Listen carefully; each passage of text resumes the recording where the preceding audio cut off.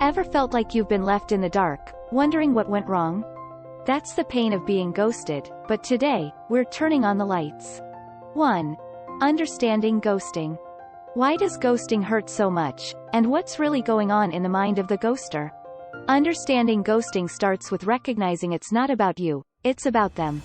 When someone disappears without explanation, it's a reflection of their inability to handle tough situations, not your worth. Acknowledge that this sudden silence isn't a measure of your value. Instead, see it as an unfortunate, yet common, part of modern dating. Remind yourself that you deserve communication and respect. Start by affirming your worth. Each morning, look in the mirror and tell yourself, I am worthy of respect and clear communication. This simple act can empower you, shifting your focus from what you've lost to the respect and love you deserve. 2. Acknowledging your feelings. How can recognizing and validating your feelings become your first step toward healing? Acknowledging your feelings is like giving yourself a big, warm hug. It's okay to feel hurt, confused, or even angry. Your feelings are valid, no matter how much society tries to downplay the pain of ghosting. Start by journaling your thoughts. Pour out everything on paper, the confusion, the sadness, the unanswered questions. This act of expressing yourself is not just therapeutic but also a powerful step towards healing. It helps you process your emotions, rather than bottling them up. Remember, there's no right way to feel. Whether you're sobbing into a tub of ice cream or just feeling numb, your emotional response is uniquely yours. Embrace it, understand it, and own it. 3. The power of self-compassion. Why is treating yourself with kindness not just comforting but crucial in overcoming the pain of ghosting? Self-compassion is your secret weapon in healing from ghosting. It's like wrapping yourself in a cozy blanket of kindness. Start by speaking to yourself as you would to a dear friend. When negative thoughts creep in, gently remind yourself that everyone goes through tough times, and it's okay to not be okay. Practice self-care rituals that make you feel good. Maybe it's a relaxing bath, a walk in nature, or your favorite yoga session. Treat yourself to things that bring you joy and comfort. And most importantly, avoid self-blame. Remember, ghosting is about their inability to communicate, not your worthiness. 4. Rebuilding your self-esteem.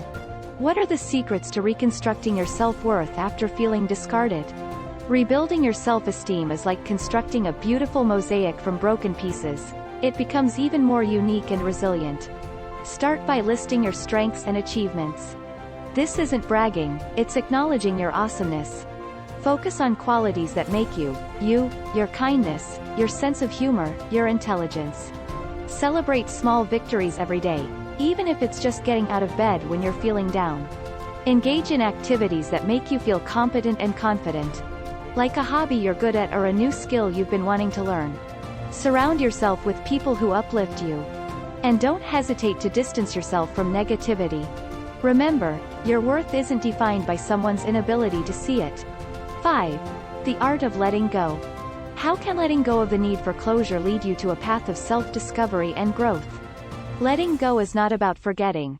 It's about freeing yourself from the weight of unanswered questions. Start by accepting that closure might not come from the person who ghosted you. Create your own closure. Write a letter expressing everything you wish you could say, then burn it or tear it up. This symbolic act is a powerful way to release your emotions and signify the end of that chapter. Redirect your focus to the present and future. Engage in mindfulness or meditation to center yourself in the now.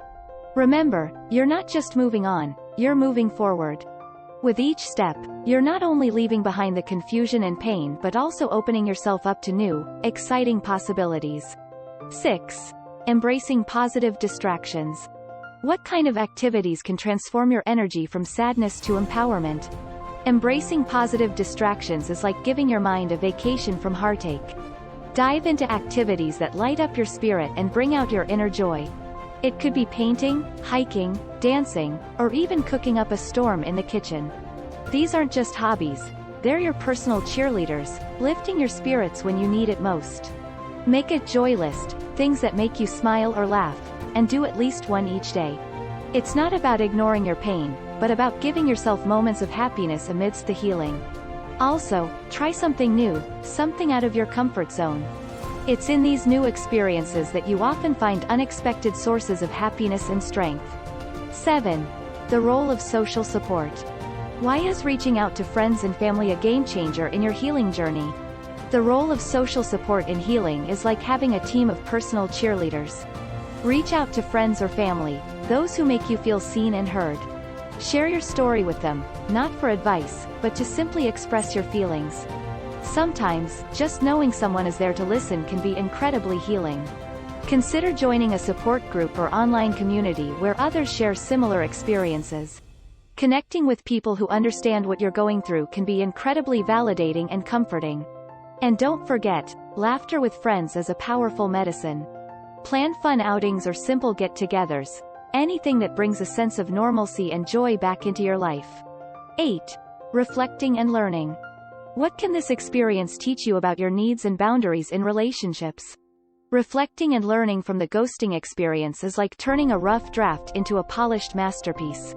Take time to reflect on what this experience has taught you about your relationship needs and boundaries. Ask yourself, what qualities do I truly value in a partner? And, how can I communicate my boundaries more effectively in the future? This isn't about finding faults in yourself but about understanding your relationship dynamics better. Use this knowledge to strengthen your future relationships. Also, journaling your reflections can be incredibly insightful. It helps you track your emotional growth and serves as a reminder of how far you've come. 9. Rediscovering your passions. How does reconnecting with your passions reignite the spark of joy in your life? Rediscovering your passions is like reigniting a flame that's been dimmed. It's time to get back to what makes your heart sing. Was there a hobby or activity you loved but put aside? Now's the perfect moment to rekindle that passion. Whether it's painting, writing, playing an instrument, or anything else that fills you with joy, dive back into it. Not only does this provide a positive focus, but it also reconnects you with your true self, the one that exists independently of any relationship. If you're not sure where to start, explore something new that's always intrigued you. This exploration can be a thrilling adventure and a powerful way to reaffirm your identity and strengths. 10. Moving forward with confidence. What steps can you take to approach future relationships with newfound strength and wisdom? Moving forward with confidence is like setting sail on a new adventure with a strengthened compass. Begin by setting small, achievable goals for yourself in both your personal and dating life. These goals should be about what you want to experience and learn, not just about finding a partner. Embrace the mindset that every date or social interaction is a learning experience, not a test. Remember to trust your intuition. If something doesn't feel right, it's okay to step back. Most importantly, celebrate your progress. Each step, no matter how small, is a victory in reclaiming your confidence. And when you're ready to try again, approach new relationships with openness but also with the wisdom gained from your past experiences. Check out this playlist of the top 10 videos on relationship advice for women. And we'll see you in the next video. With love.